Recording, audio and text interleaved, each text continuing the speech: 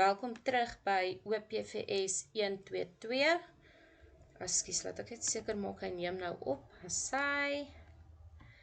Nou in leereenheid 1 gaan ons kyk na die verskillende ontwikkelingsperspektiewe. En vir voorbereiding vir hierdie leereenheid moet jy hoofstuk 1 in jou voorgeskrewe handboek voorberei. Ek moedig julle aan om die voorbereiding vooraf te doen, want as jy nie jou voorbereiding voor die tyd gaan doen, gaan jy dalk nie al die inhoud van die PowerPoint verstaan nie. En as jy klaar voorberei het, kan jy jou PowerPoints gebruik en net notas vir jouself maak en dan daarvan af leer. Ek sê weer vir julle, ek laai vir julle die PowerPoints op e-klas van elke leereenheid, maar deur net gebruik te maak van my PowerPoints wanneer jy vir assessering voorberei, gaan nie voldoende wees vir hierdie module nie. Jy gaan ongelukkig jou handboek ook moet deurwerk. So kom ons begin. Wat is opvoedkundige sielkunde? Opvoedkundige sielkunde word begrond deur verskillende teorieë van verskillende navorsers. Geen enkele teorie bied 'n volledige verklaring van alle aspekte van kinders se ontwikkeling nie.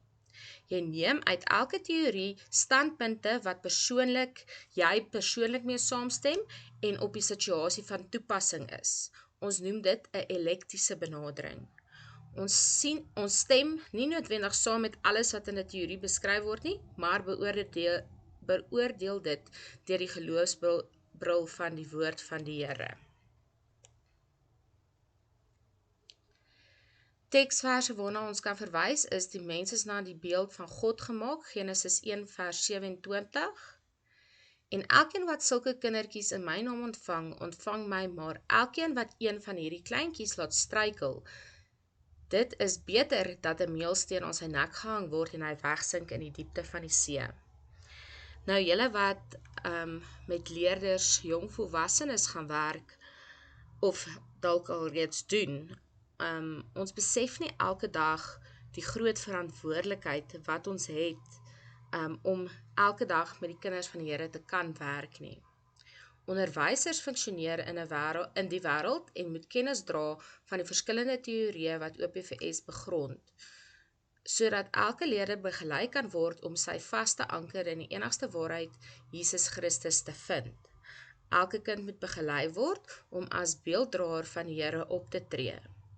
Onderwysers moet daarom kennis dra van verskillende teorieë om die leerder te kan begelei. Deeglike kennis hê van die ontwikkeling van die kind vanaf bevrugting tot adolessente. Nou meeste van julle en in julle fase gaan julle met jong volwassenes werk en is die adolessente fase van groot belang in julle fase. Maar om leerders doeltreffend te kan ondersteun, moet jy ook weet wat in al die ander fases gebeur, van bevrugting tot adolessent. Want wanneer jy dalk met 'n leerder gekonfronteer word in 'n probleemsituasie, moet jy die leerder in totaliteit kan verstaan voordat jy hulle ten volle kan ondersteun. Jy gaan moet kyk na faktore wat 'n invloed het op die leerder direk en indirek, gebeure wat afgespeel het in die leerder se verlede, wat dalk nou 'n impak het. So daarom is dit belangrik dat ons van bevrugting tot adolessent deurwerk met julle, want dit gaan nie net een, kan jy sê, fase van die leerder se lewe wees waarmee jy gaan werk nie. Jy gaan die leerder in totaliteit moet kan raak sien. Nou wat is 'n teorie?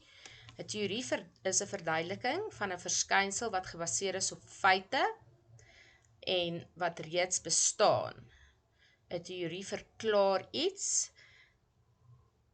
Dit hang af oor wat die teorie gaan, wat dit verklaar, en geen teorie bied 'n volledige verklaring nie. So, dit beteken, daar is nie een enkele teorie wat jy vir elke situasie kan gebruik nie. Jy neem uit elke teorie standpunte wat in daai situasie van toepassing is en wat kan gebruik word. En elke teorie waarna jy kyk, moet beoordeel word vanuit 'n Christelike geloofsbril. Daar was altyd 'n groot debat oor watse een het die meeste invloed op 'n leerder of 'n kind se ontwikkeling. Die debat was oor erwing of omgewing, en die debat het oor jare verander. Die debat is nie meer oor watter een die belangrikste is nie, maar dit gaan meer nou oor die interaksie tussen die twee wat die belangrikste is. Nou, ons gaan vandag na 5 verskillende ontwikkelingsperspektiewe kyk. Ons gaan eers kyk na die biologiese perspektief. Hierdie perspektief fokus op die belangrike rol wat faktore soos gene, hormone en die brein in jou gedrag speel. Ontwikkeling word hoofsaaklik bepaal deur biologiese faktore, en ons gaan kyk na die etologiese teorie onder die biologiese perspektief ook. Dan die tweede perspektief is jou psigodinamiese perspektief. Hierdie perspektief fokus op die onbewuste faktore en gedrag. In hierdie perspektief word dit gesê dat ontwikkeling word grotendeels bepaal deur hoe effektief mense die onbewuste konflik wat hulle op verskillende ouderdomme in die gesigstaar sal oplos. Onder hierdie psigodinamiese perspektief gaan ons kyk na Freud se teorie en Ericsson se teorie. Dan gaan ons aanbeweeg na die leer-teoretiese perspektief. Hierdie perspektief fokus op hoe leer, soos jou omgewingsinvloede, die kinders se gedrag bepaal. En hierdie perspektief beweer dat ontwikkeling word hoofsaaklik bepaal deur die kind se omgewing.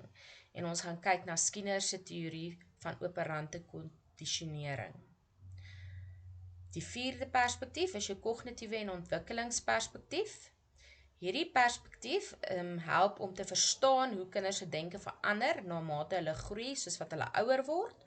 Ontwikkeling reflekteer die kind se pogings om die wêreld te verstaan. En ons gaan kyk na Piaget se teorie en die inligtingsverwerkingsteorie.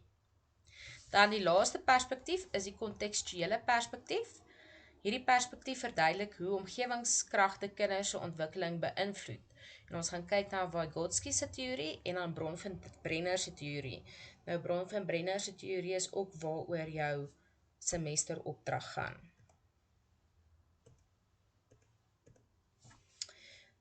Nou het ek vir julle, soos wat ons deur hierdie perspektiewe gaan, het ek kort videoetjies ook ingesit, en dit is gee dan ook 'n beter verduideliking van elke perspektief, omdat hierdie PowerPoints net opsommend is en jou handboek moet jy gebruik as 'n aanvulling. So kom ons gaan net gou na die biologiese perspektief se videoetjie.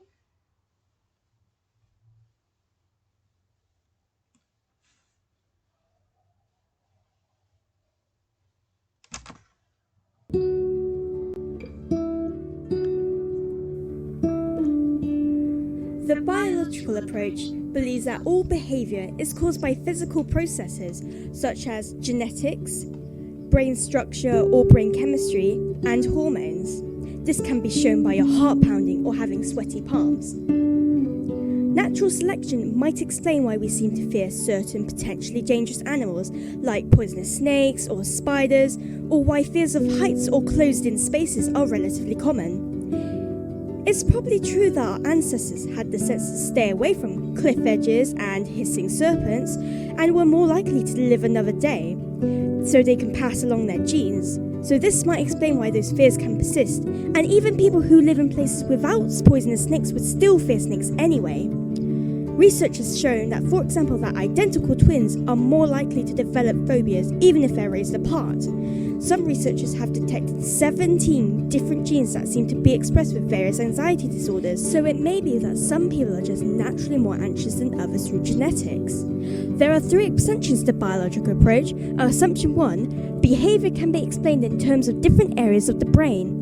Many different areas of the brain have been identified which are specialized for certain functions. The most important is the frontal lobe, which is responsible for fine motor movement and thinking. Underneath the lobe, there are various structures such as the hypothalamus, which integrates the ANS, which is important for stress and emotion. Assumption 2. Behavior can be explained in terms of neurotransmitters.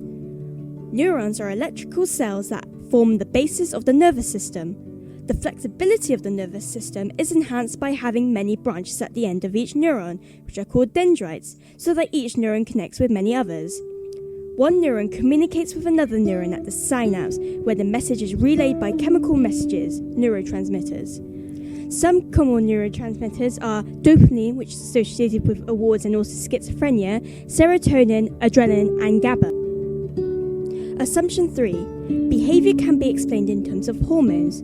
Hormones are biochemical substances that are produced in one part of the body, like the adrenal glands, and circulate in the blood, having an effect on the target organs. They are produced in large quantities but disappear very quickly. Their effects are slow in comparison with the nervous system, but very powerful. Examples of hormones include testosterone and estrogen. Some hormones, such as adrenaline, are also neurotransmitters.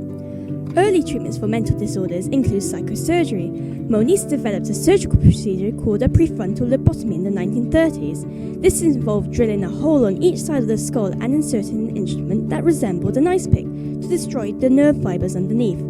Moniz later refined his technique by designing an instrument with a retractable wire loop that could cut into the white matter of the brain and sever nerve fibers.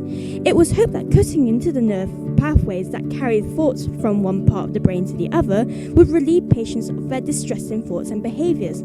This was used for treatments for mental illnesses like depression or schizophrenia.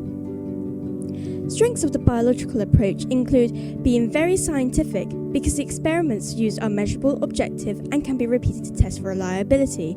Also, the researcher has more control over the variables. Being deterministic is that if we know what predetermines our behavior, we are more likely to be able to treat people with abnormal behavior. For instance, the neurotransmitter dopamine has been linked with the mental disorder of schizophrenia. The biological approach has led to many successful applications. For example, the general adaptation syndrome model led to a large amount of other research that has demonstrated that people recover less quickly from wounds if they are stressed. Such understanding is applied in a hospital setting to reduce anxiety and stress in patients so that they can recover more quickly. Weaknesses of biological approach include the theories being too simplistic because it develops theories about disorders and generalizes them to apply to everyone. It does not take into account the view that humans are unique.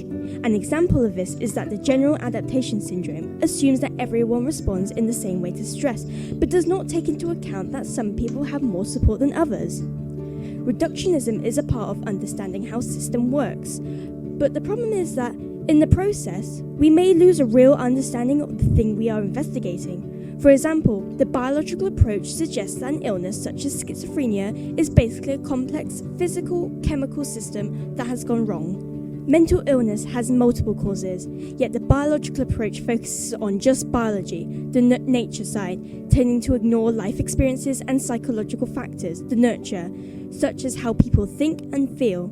For example, one theory is that schizophrenia is genetic. However, twin studies show that it is not completely genetic and the environment has a part to play.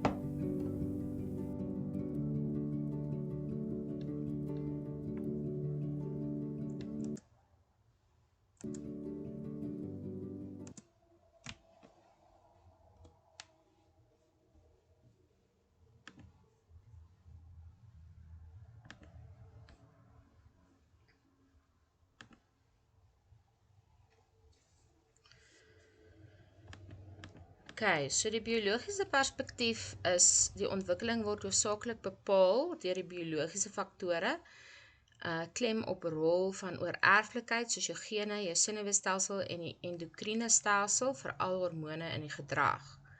En jou omgewingsfaktore speel 'n sekondêre rol. Nou jou etologiese teorie, mens is op oorlewing ingestel, die doel van die gedrag is om aan te pas, soos byvoorbeeld 'n baba sal klou, gryp of huil as hulle ongelukkig is, want dit is wat hulle doen om te oorleef en te wys wat hulle nodig het. Spesifieke soorte leer vind in sekere stadiums plaas en dit is die kritiese periode. Voor of na die kritiese periode is dieselfde leer moeilik of selfs onmoontlik. Byvoorbeeld van 'n kritiese periode is 'n Konrad Lorenz wat 'n eksperiment gedoen het, gaanskykers wat eerste bewegende voorwerp wat hulle sien binne een dag, na hulle uitgebroei is, sal volg, beteken of word inprenting genoem. Die kritiese periode vir inprenting is dus sowat 'n dag daarna sal inprenting nie meer plaasvind nie. Al is die onderliggende meganisme biologies, is die omgewing noodsaaklik om die programmeerde aanpassingsgedrag te aktiveer.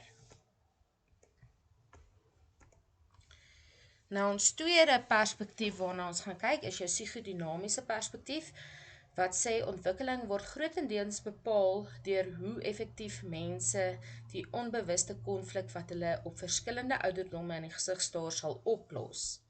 En hierdie perspektief is ontwikkeling deur Sigmund Freud.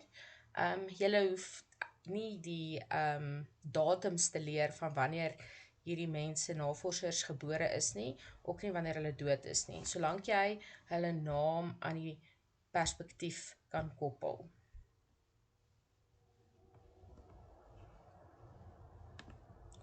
So kom ons kyk gou na sy video.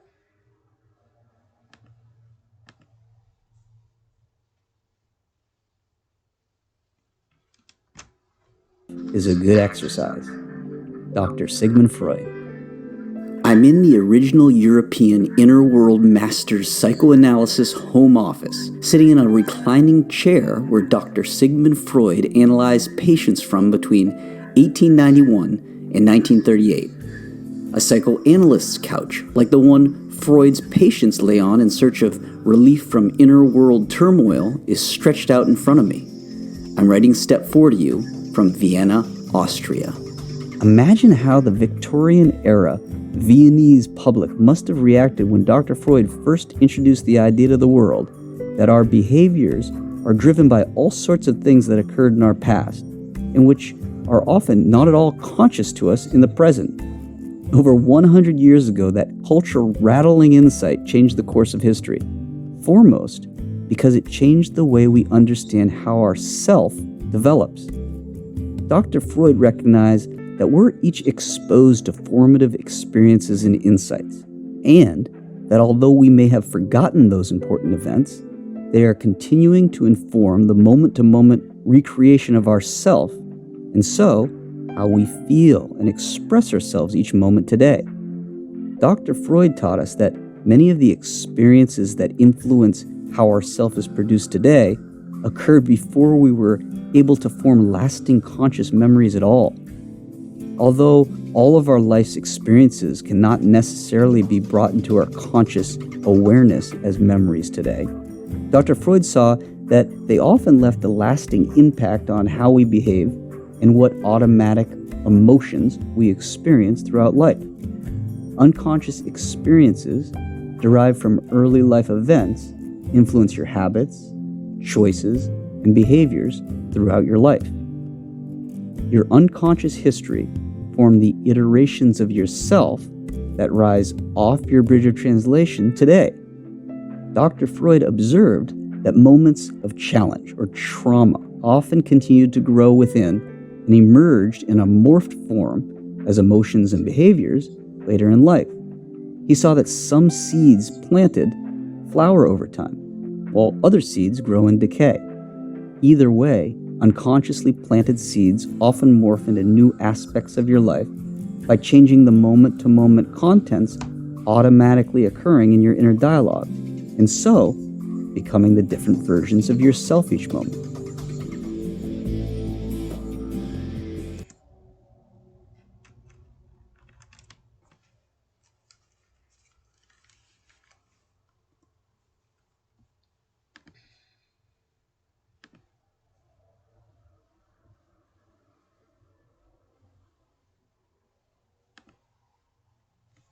Ekskuus julle. Okay, nou Sigmund Freud sy teorie en perspektief sê psigodinamiese perspektief ontwikkeling word grotendeels bepaal deur hoe effektief mense die onbewuste konflik wat hulle op verskillende ouderdomme in die gesig sal staar oplos. Nou, Sigmund Freud was 'n medikus wat in siektes van senuweestelsels gespesialiseer het. Sy psigoanalitiese teorie ontwikkel uit sy oortuiging dat vroeë lewensondervindings patrone vorm wat jou lewe lank by jou bly. Hy verdeel persoonlikheid in 3 komponente. Nou hierdie 3 komponente is jou identiteit, dis jou primitiewe instinkte en dryfkragte, onmiddellike bevrediging en geboorte, jou ego, dit is praktiese en rasionele komponente van jou persoonlikheid, dit kom in eerste lewensjaar na vore. Leer kan nie altyd kry wat hulle wil hê nie. Jou superego is jou morele agent, dit is jou, in jou voorskoolse jaar kom dit na vore, en dit is jou vermoë om te onderskei tussen reg en verkeerd. Dan het Freud ook 5 stadiums van psigoseksuele ontwikkeling geïdentifiseer. Verkeerde een, askies.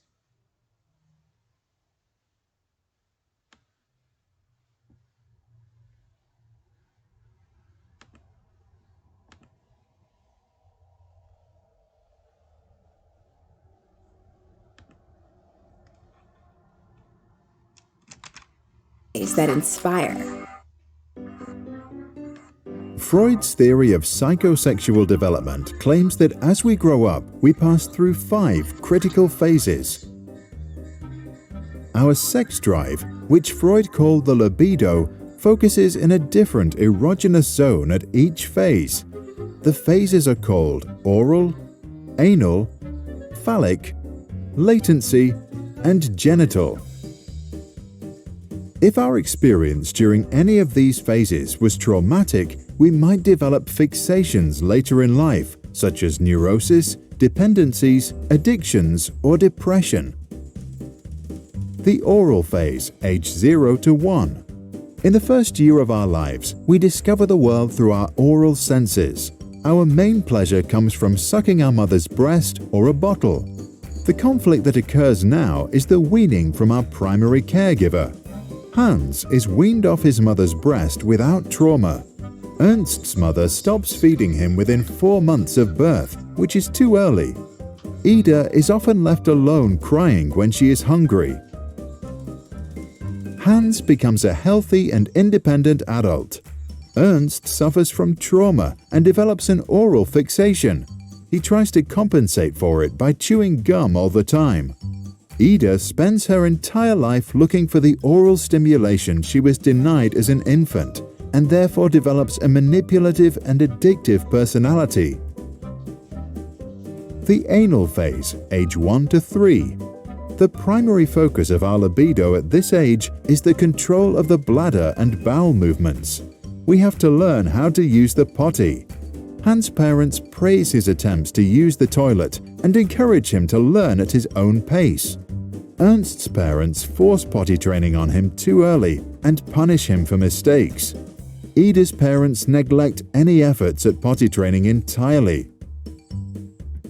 Hans develops a competent personality and a good and balanced relationship with authority. Ernst develops an anal retentive personality.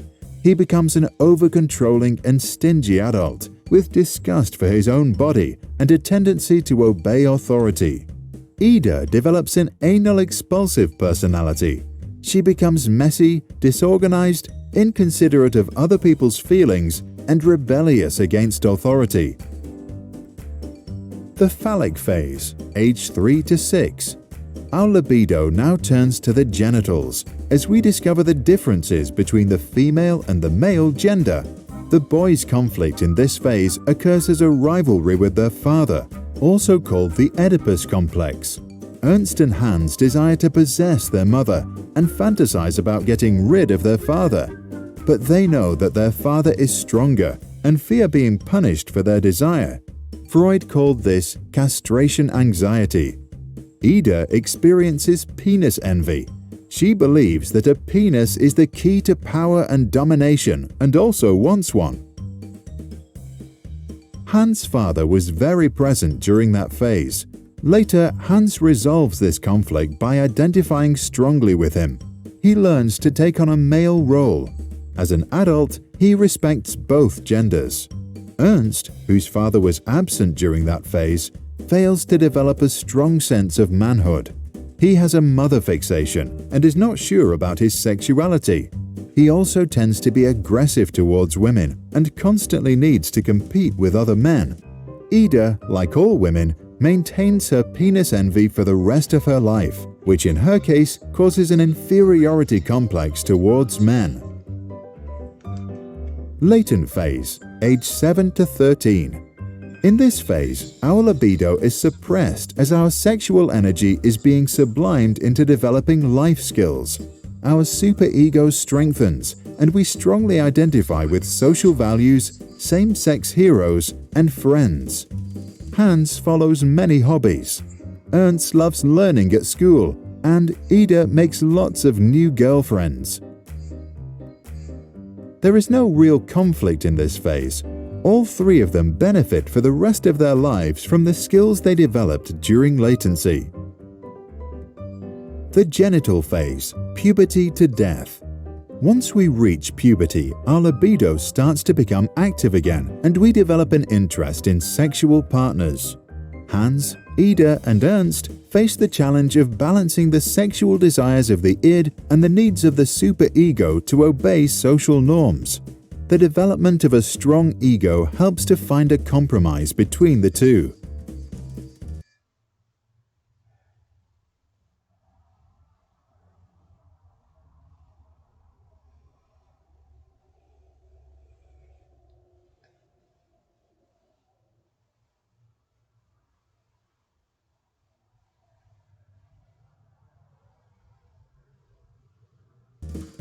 Hans, who has experienced a childhood without much trauma, succeeds in building a strong ego. He is disciplined at work, has a loving relationship, and a fulfilled sex life. Ernst's ego is weaker than his superego. He obeys norms and authorities, and as a result, suppresses his desires, which leads to the development of perversions. Ida has a weak ego and a weak superego. Her sexual needs are more important than social norms or other people's feelings. She is egoistic and feels no guilt for breaking the law or hurting others. To understand the theory, we need to see it in the context of Freud's famous work on the unconscious. By acknowledging that we have a subconscious, he also implied that we store memories of early childhood and other experiences without even realizing it. These past experiences then unconsciously influence our behavior on a daily basis. Freud claimed that our mind operates in 3 spheres, which we can imagine as a submarine. The unconscious level operates the id. The preconscious level operates the superego. The conscious and preconscious levels operate our ego. Young children are driven by the id and demand immediate satisfaction. At around age 7, we begin to develop a superego and want to become good moral citizens and please others. The ego is formed with adolescence to balance the two forces. Sigmund Shlomo Freud was an Austrian neurologist and the founder of psychoanalysis. Freud theorized that the unconscious would remember and store all our experiences. Later, they pop up from time to time through dreams and associative thoughts. By revealing traumatic memories and desires through conversation, we can free ourselves from our neuroses and live a more healthy and fulfilled life. He recommended, we should not strive to eliminate our complexes, but to get into accord with them. They are legitimately what directs our conduct in the world. What do you think about this theory and the practice of psychoanalysis? Is there some truth in it? Do we have an unconscious?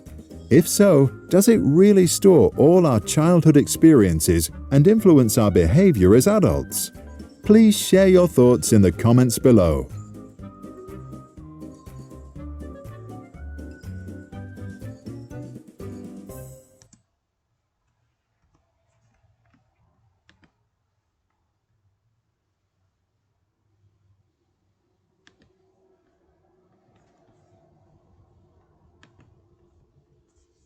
Okay, goed. Dan kyk ons na Ericsson se psychosociale teorie. Ericsson is 'n leerder van Freud gewees. Hy plaas klem op sielkunde en sosiale aspekte van ontwikkeling, waar Freud dit op biologiese en seksuele aspekte geplaas het. Volgens Ericsson bestaan ontwikkeling uit 8 stadiums wat elk deur 'n unieke krisis of uitdaging gedefinieer word. Die vroeë stadiums dien as grondslag vir die latere stadiums. Byvoorbeeld, indien die persoon tydens die adolessente stadium nie 'n eie identiteit ontwikkel nie, sal hy of sy moontlik ook as volwassenes om onafhanklike verhoudings te vorm daarmee sukkel.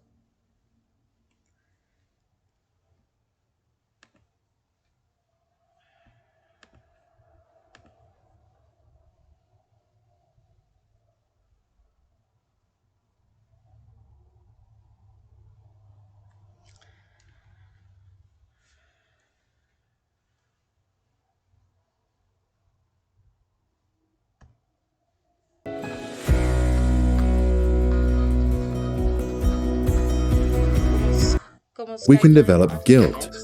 We are now learning from the entire family. Stage 4. Erickson's theory of psychosocial development identifies 8 stages which a healthy individual should pass through from birth to death. At each stage, we encounter different needs, ask new questions, and meet people who influence our behavior and learning. Stage 1. Basic trust versus mistrust. As infants, we ask ourselves if we can trust the world, and we wonder if it's safe. We learn that if we can trust someone now, we can also trust others in the future. If we experience fear, we develop doubt and mistrust. The key to our development is our mother. Stage 2. Autonomy versus shame and doubt. In our early childhood, we experience ourselves and discover our body. We ask, is it okay to be me? If we are allowed to discover ourselves, then we develop self-confidence. If we are not, we can develop shame and self-doubt. Both parents now play a major role. Stage 3. Initiative versus guilt. In preschool, we take initiative, try out new things, and learn basic principles like how round things roll. We ask, is it okay for me to do what I do? If we are encouraged, we can follow our interests. If we are held back or told that what we do is silly, we can develop guilt. We are now learning from the entire family. Stage 4. Industry versus inferiority. Now we discover our own interests and realize that we are different from others. We want to show that we can do things right. We ask if we can make it in this world.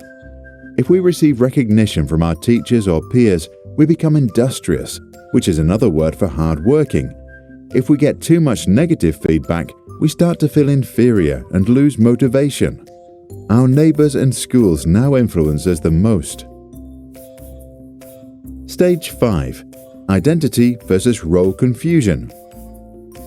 During adolescence, we learn that we have different social roles. We are friends, students, children, and citizens. Many experience an identity crisis.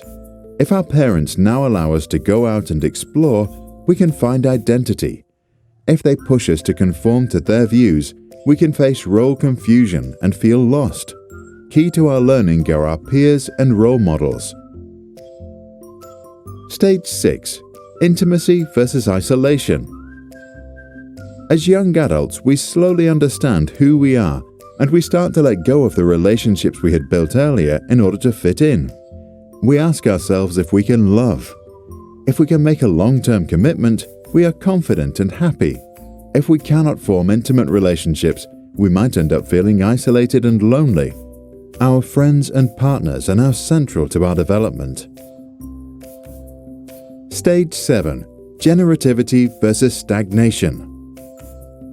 When we reach our 40s, we become comfortable, use our leisure time creatively, and maybe begin contributing to society. Our concern is generativity. If we think that we are able to lead the next generation into this world, we are happy. If we did not resolve some conflicts earlier, we can become pessimistic and experience stagnation. People at home and at work are now who influences them most. Stage 8. Ego integrity versus despair. As we grow older, we tend to slow down and begin to look back over our lives. We ask, how have I done? If we think we did well, we develop feelings of contentment and integrity. If not, we can experience despair and become grumpy and bitter. Time to compare us with mankind. Ericsson was a German-American psychologist who, together with his wife Joan, became known for his work on psychosocial development. He was influenced by Sigmund and Anna Freud and became famous for coining the phrase identity crisis. Although Ericsson lacked even a bachelor's degree, he served as a professor at Harvard and Yale.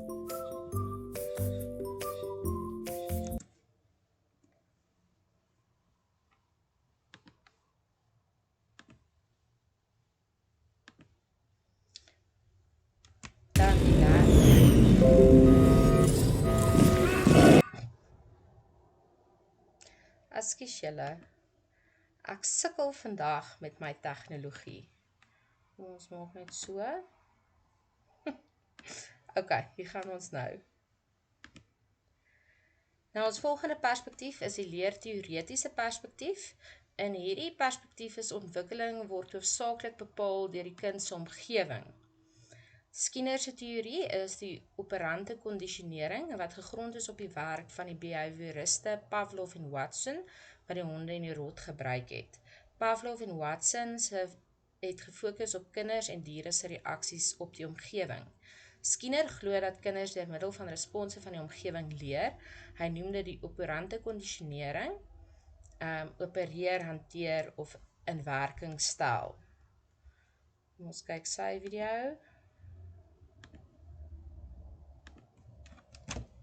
That we can increase or decrease a certain behavior. Operant conditioning is based on the idea that we can increase or decrease a certain behavior by adding a consequence. For example, if a dog poops on a carpet, we can either provide reinforcement so the dog does it again, or punishment so the dog stops. Both reinforcement and punishment can either be positive or negative, which means we have 4 possible ways to teach this dog a lesson. We can draw the 4 options in a table. If reinforcement is positive, we add something pleasant, like a cookie, to increase the likelihood of a behavior. If reinforcement is negative, we still want to increase the desired behavior, this time by removing something unpleasant, like the leash. If punishment is positive, we add an unpleasant response to decrease behavior. When punishment is negative, we also want to decrease behavior, now by removing something pleasant, like the comfy carpet. If we stop any sort of manipulation, the conditioned behavior will eventually disappear again. This is called extinction. Operant conditioning was first studied by Edward L. Thorndike, and later made famous by the work of B.F. Skinner. Skinner believed that organisms are doing what they do naturally until they accidentally encounter a stimulus that creates conditioning, which results in a change in behavior. To test this, he placed a rat inside an operant conditioning chamber, which later became known as the Skinner box. Among other things, inside the box was a lever that would release food when pressed. Conditioning happens in a 3-term contingency, today known as the ABCs of behavior. A stands for antecedent. The rat accidentally hits the lever that triggers the release of food. B stands for behavior and refers to the response. The rat keeps pressing the lever. C stands for consequence. Food keeps coming out. The strength of the response to the conditioning depends on the schedule of reinforcement. If there is always food after pressing, the rat behaves predictably. If the food is released randomly, the rat behaves erratically like an addict. Skinner, born in 1904, was a professor of psychology and subscribed to behaviorism. He argued that you can only study behavior that is visible. and anything happening only within the mind is either a misconception or irrelevant to science. He thought free will was an illusion because behavior is either random or a reaction to the environment. His work became the foundation for behavioral therapy, military drills, and animal training. You can try this classroom exercise on positive reinforcement. One individual must exit the room. Now decide on a task which that individual will complete, such as finding a particular book. Then choose a non-verbal way of reinforcing that task, such as clapping your hands. Invite the person to come back into the room and let them try and complete the task, but don't give any instructions. Every time they are on the right track in regards to completing the task, clap your hands louder. If they move away from performing the task, reduce your applause or stop it entirely. Once the person understands what they are supposed to do, let them explain the task. Did they get it right?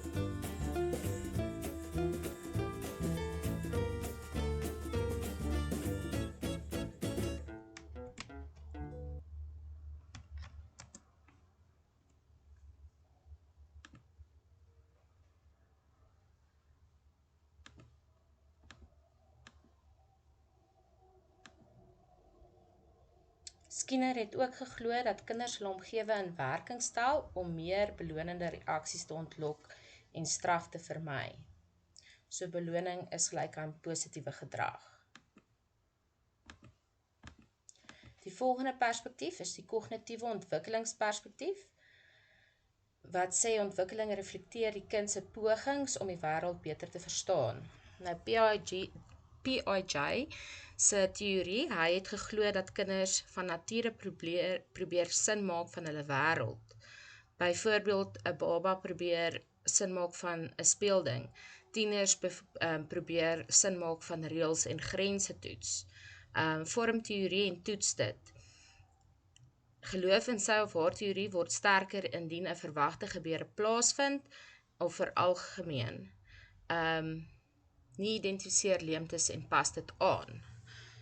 So indien die gebeure of die verwagte gebeure nie plaasvind nie, dan pas jy die leemtes aan. Kom ons kyk na syne. Wag vir ons kyk. Hy het 4 stadiums in die kognitiewe ontwikkeling van die kind geïdentifiseer. Jou sensories-motories, wat geboorte tot 2-jarige ouderdom is. En die eienskappe wat daar gebruik word is sintuie en beweging en voorwerppermanensie. Dan die tweede stadium is pre-operasioneel. Die ouderdom is 2 tot 6 jaar. Eienskappe wat gebruik word is jou taal en simbole, animisme en jou egosentriese denke. Jou konkreet operasioneel is 7 tot 11 jaar oud. Logiese denke word gevorm, abstrakte denke is afwesig. Dan jou formeel operasioneel is 12 jaar en ouer. Eienskappe wat hier gebruik word en ontwikkel word is abstrak, bespiegel oor hipotetiese situasies en redeneer deduktief. Oeps. Okay.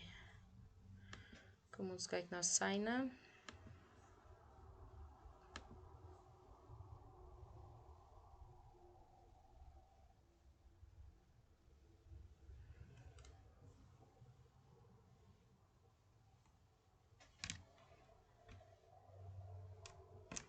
You can find Piaget's theory argues that we have to conquer 4 stages of cognitive development. First, the sensory motor stage. Second, the pre-operational stage. Third, the concrete operational stage. And fourth, the formal operational stage. Only once we have gone through all the stages, at what age can vary, we are able to reach full human intelligence. 1. The sensory motor stage, ages birth to 2. In the sensory motor stage, we develop through experiences and movement our 5 senses. Our brain wants to see, hear, smell, taste and touch as much as possible. First, we start with simple reflexes, and soon after we develop our first habits. From 4 months old, we become aware of things beyond our own body, and then as we get older, we learn to do things intentionally. A key milestone is the development of working memory, or in Piaget terms, our realization of object permanence. Before that, our mum can show and then hide a teddy, and we would think it's gone. After, we understand that objects continue to exist even when we can't see them. We start becoming curious about everything. We want to smell flowers, taste food, listen to sounds, and talk to strangers. To explore more, we move. We learn to sit, crawl, stand, walk, and even to run. This increased physical mobility consequently leads to increased cognitive development. But we remain egocentric, meaning we can perceive the world only from our own point of view. 2. The pre-operational stage, ages 2 to 7. Our thinking is mainly categorized through symbolic functions and intuitive thoughts. We have lots of fantasies and believe objects are alive. As we are not able to apply specific cognitive operations, Piaget calls this stage pre-operational. We learn to speak and understand that words, images, and gestures are symbols for something else. When we draw our family, we are not concerned about drawing each person to scale, but rather with their symbolic meanings. We love to play pretend, which allows us to experience something new and learn a lot. At around age 4, most of us become very curious and ask many questions. We want to know everything. We can call it the birth of primitive reasoning. Piaget calls it the intuitive age, because while we realize that we have a vast amount of knowledge, we have no idea how we acquired it. Our thinking in this stage is still pretty egocentric. We think others see the world like we do, and still don't understand that they see it differently. 3. The concrete operational stage, ages 7 to 11. We finally discover logic, and we develop concrete cognitive operations, such as sorting objects in a certain order. One example of this is inductive reasoning, which means that if we see someone eating a cookie, we can draw a conclusion and then make a generalization. And we now get the concept of conservation. We understand that if we pour orange juice from a normal glass to a taller one, the amount stays the same. Our younger sister will pick the taller glass, thinking she gets more. By the same logic, we only now can understand that if 3 plus 5 equals 8, then 8 minus 3 must equal 5.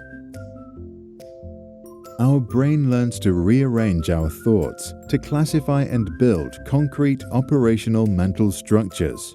For example, we now know that we can reverse an action by doing the opposite.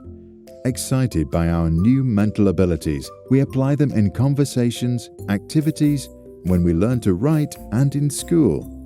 As a result, we get to know ourselves better. We begin to understand that our thoughts and feelings are unique and not necessarily those of others.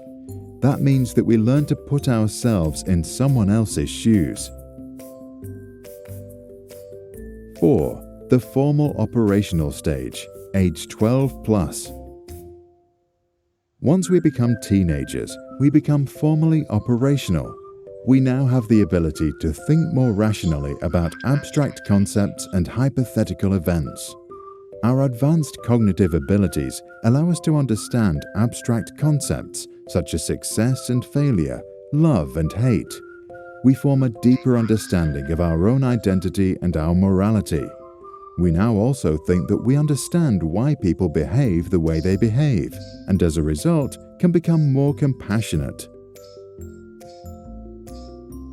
Our brain can now do deductive reasoning, which means we can compare two statements and reach a logical generalization. Our new mental skills allow us to plan our life systematically and prioritize, and we can make assumptions about events that have no necessary relation to reality. We can now also philosophize and just think about thinking itself. Our new sense for our identity now also creates egocentric thoughts, and some start to see an imaginary audience watching them all the time. Piaget believed in lifelong learning, but insisted that the formal operational stage is the final stage of our cognitive development. Jean Piaget's first interests were animals, and he published his first scientific paper on albino sparrows in 1907, when he was just 11 years old. In 1920, he began working with standardized intelligence tests. He realized that younger children consistently make types of mistakes that older children do not. He concluded that they must think differently and spent the rest of his life studying the intellectual development of children.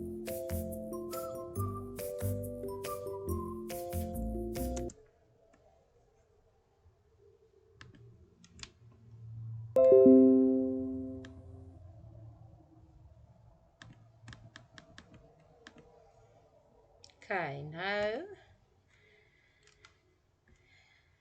die inligtingverwerkingsteorie poog om te verklaar hoe inkomende inligting verwerk word sodat die persoon sin daaruit kan maak. Die standpunt is dat kinders se denke word meer gesofistikeerd hoe ouer hulle word. Jou psigiese hardewaarde is jou verskillende geheues. Jy het jou sensoriese geheue wat inligting kan herken, jou korttermyn geheue prosesseer inligting en dan jou langtermyn geheue stoor inligting permanent. Jou psigiese sagteware word georganiseerde stelle kognitiewe prosesse wat die kind in staat stel om spesifieke take te voltooi, soos byvoorbeeld lees, video speletjies speel en 'n tennisbal slaan met 'n tennisraket. Dan ons laaste perspektief, jou kontekstuele perspektief.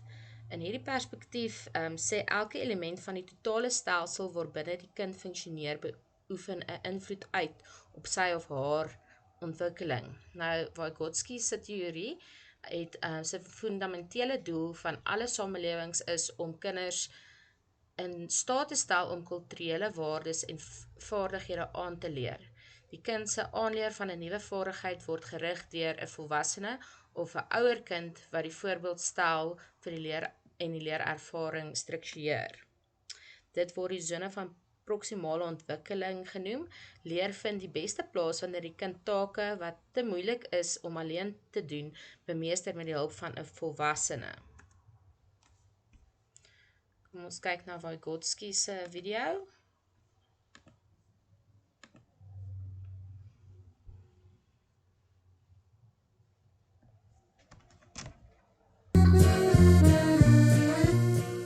Lev Vygotsky was a Russian developmental psychologist whose major contributions to the field and to education occurred between the early 1920s and mid to late.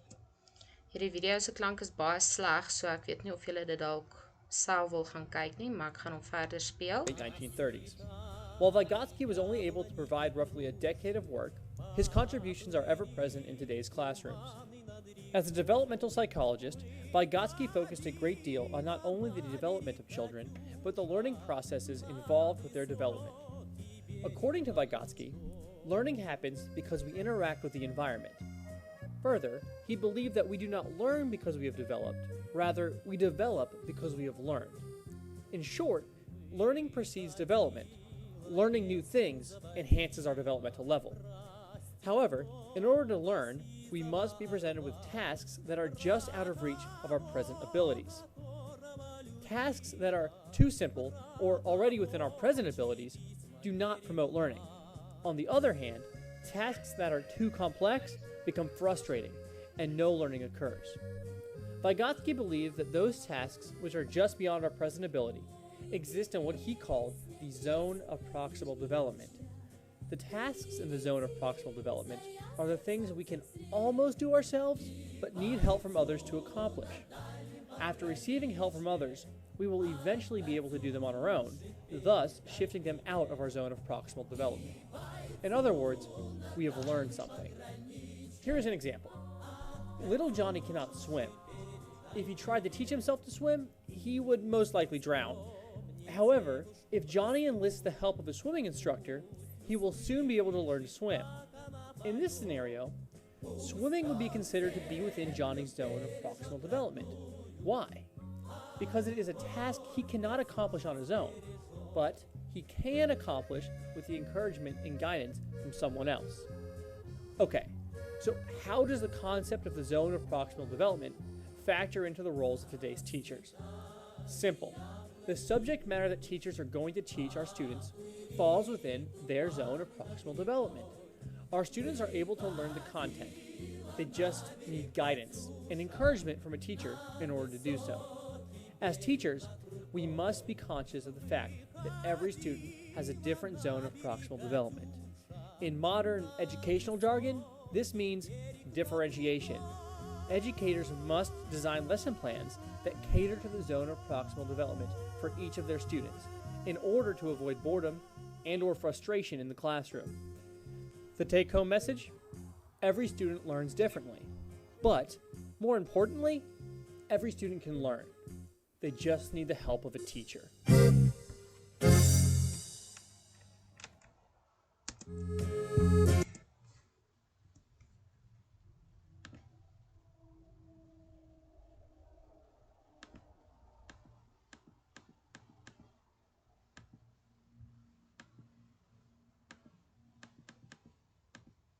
Okay, dan kyk ons na Brofen Brenner se teorie wat sê ontwikkeling van die kind word beïnvloed deur 'n reeks komplekse en interaktiewe stelsels in die omgewing. Nou, hy het 4 stelsels geïdentifiseer. Die eerste een, jou mikrostelsel, dit is die mense en voorwerpe in die onmiddellike omgewing van die kind, soos die huis, pa en ma.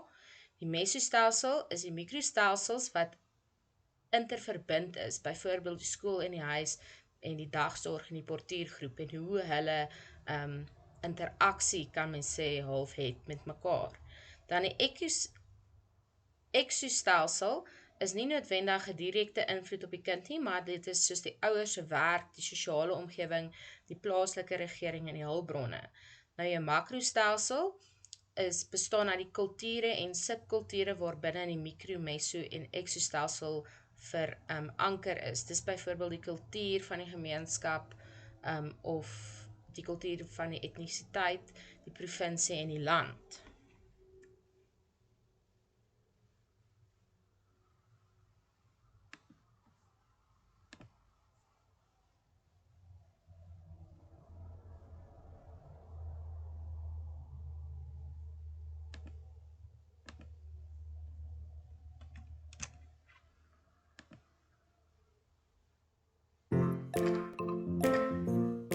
What is Brofen Brenner's ecological systems theory?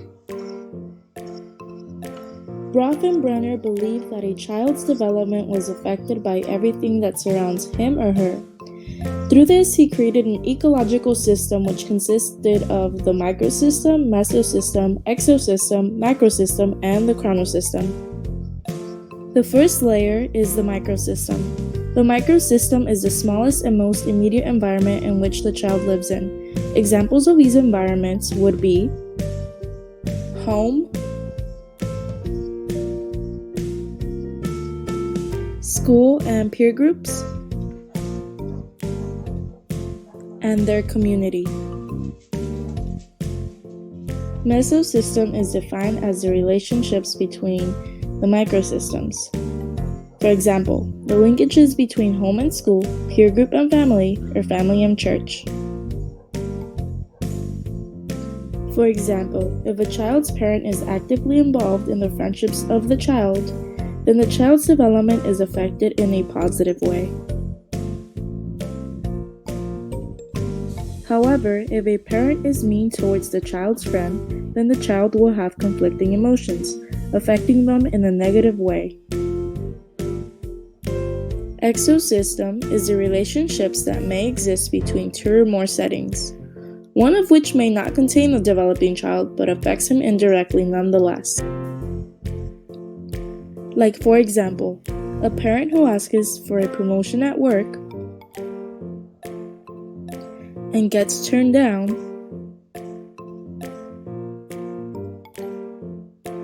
might take out that anger on the child at home. Macrosystem is the largest system. It contains all of the distant people and places that significantly affect the child.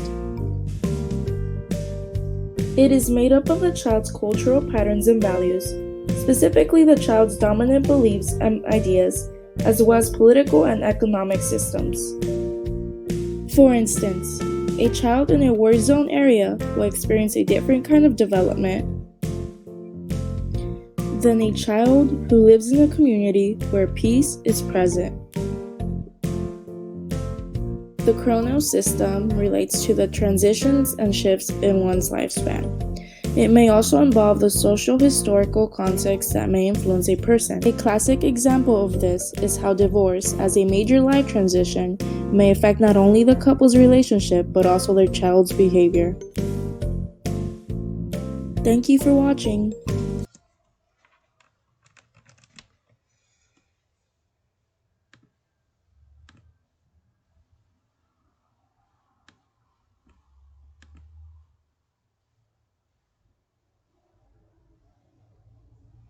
Okay, dan het jy net hierso die Afrikaanse weergawe van die grafiese voorstelling van die Brofen Brenner se ekologiese perspektief. Goed, jou eerste E-klas toets is op Vrydag 7 Augustus. Die toets sal van 8 uur die oggend tot 12 uur die aand beskikbaar wees. Om hierdie assessering te kan doen, gaan jy hoofstuk 1 in jou handboek moet leer. Die toets gaan slegs oor leereenheid 1. Dit gaan in vorm van multikeuse wees en hy tel uit 20 uit. Baie sterkte met die res van julle week.